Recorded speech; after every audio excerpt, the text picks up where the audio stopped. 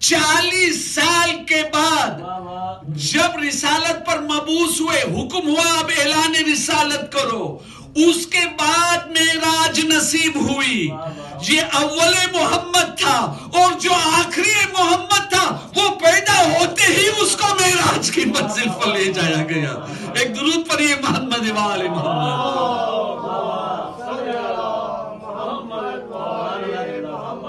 ہاں، اور جناب نرجس سے جناب حکیمہ خاتون کہتی ہے کہ جب جناب نرجس خاتون کو میں نے دیکھا اضطراب کے عالم میں، تو میں ان کے قریب گئی. میرے بھتیجے نے کہا سورہ پڑھ کر کے دم کرو. جس کی بھی بیوی حاملہ ہو، بچے کی ولادت آنے والی ہو، تو اس عمل کو کرے امام زمان علیہ السلام کی یاد میں. جناب حکیمہ نے کیا کیا؟ روایتوں کے اندر ہے اسماء حسنہ. اسماء حسنہ کیا؟ اللہ کے وہ 99 نام ہیں، یا رحمان یا رحیم یا کریم یا حلیم یا ودود الاول الاخر. یہ اسماء حسنہ پڑھ کر کے جناب نرجس خاتون پر دم کرتی، آیت الکرسی پڑھ کر کے دم کرتی، سورہ توحید پڑھ کر کے دم کیا، قل اللہ کا سورہ، سورہ قدر پڑھ کر کے دم کیا. لیکن آپ کو پتا ہے کیا شان ہے؟ جناب حکیمہ خاتون کہتی ہے جو تلاوت میں کر کے جناب حکیمہ پر دم کرتی ہوں نا، وہ بچہ جو جناب نرجس خاتون کے بطن میں ہے، وہ بھی انہی آیتوں، انہی صورتیں اور انہی اسماء حسنہ کی تلاوت کرتا ہے. اس طریقے سے کرتا ہے کہ ہمارے کانوں تک آواز آ رہی ہے. یہ فرق ہے وارث قرآن میں اور حافظ قرآن میں. حافظ قرآن وہ ہے جو دنیا میں آتے ہیں، میں نے تو کوشش کر کے حافظ تو بن جاتے ہیں، لیکن عامی کیسے ہوتے ہیں یہ خدا جانے. میں اور زیادہ کچھ نہیں کہتا. عامل کیسے ہوتے ہیں یہ خدا ہی جانے.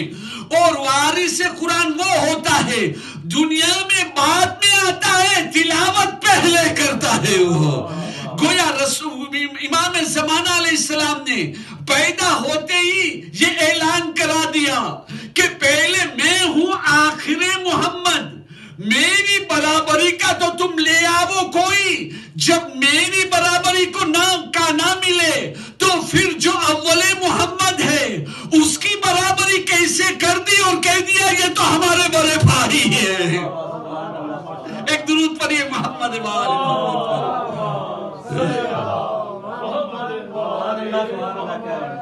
یہ جو ہے نا احتیاط کرتے ہوئے میں آگے بڑھ رہا ہوں.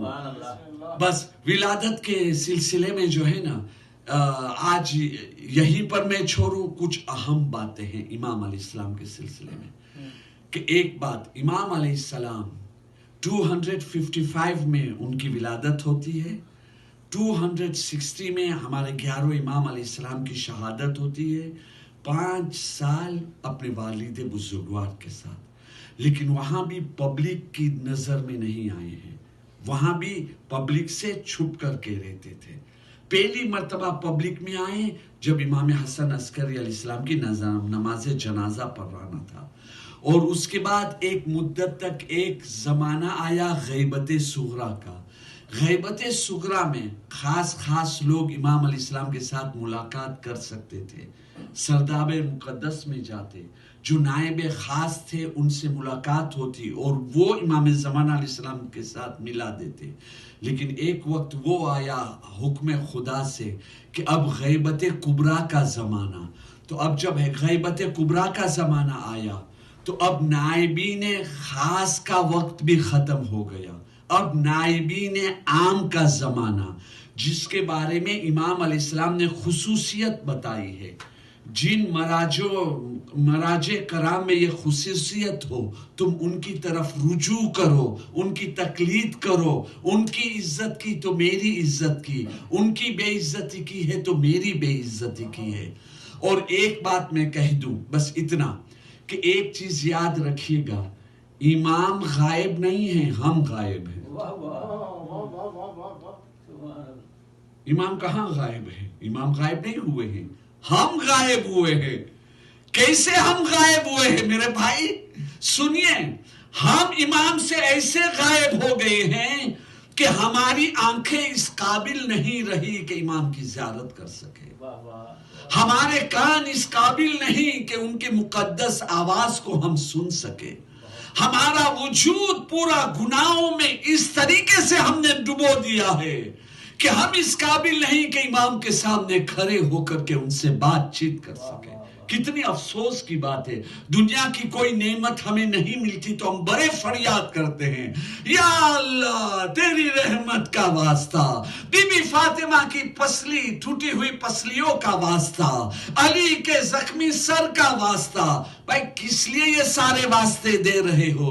پروردگار فلاں میرا رشتہ دار بیمار ہے، میں بیمار ہوں، شفا دے دے، ہمارے رزق میں زیادتی عطا فرما، ہمیں حفاظت عطا فرما، ہماری زندگی میں برکتیں عطا فرما، ہمیں زیارتیں نصیب کر۔ ساری باتیں اپنی جگہ پر مقدس ہے، کوئی بری بات نہیں ہے۔ میں ہمیشہ کہتا ہوں، امام صادق علیہ السلام نے کیا کہا؟ دنیا کی نعمت میں پہلا حق مومن کا ہے۔ تو اب یہ اگر آپ دنیا کی نعمت مانتے ہیں تو آپ اپنا حق مانگتے ہیں، حق ماننے میں کوئی برائی نہیں ہے، تو برائی نہیں ہے، لیکن بات یہ ہے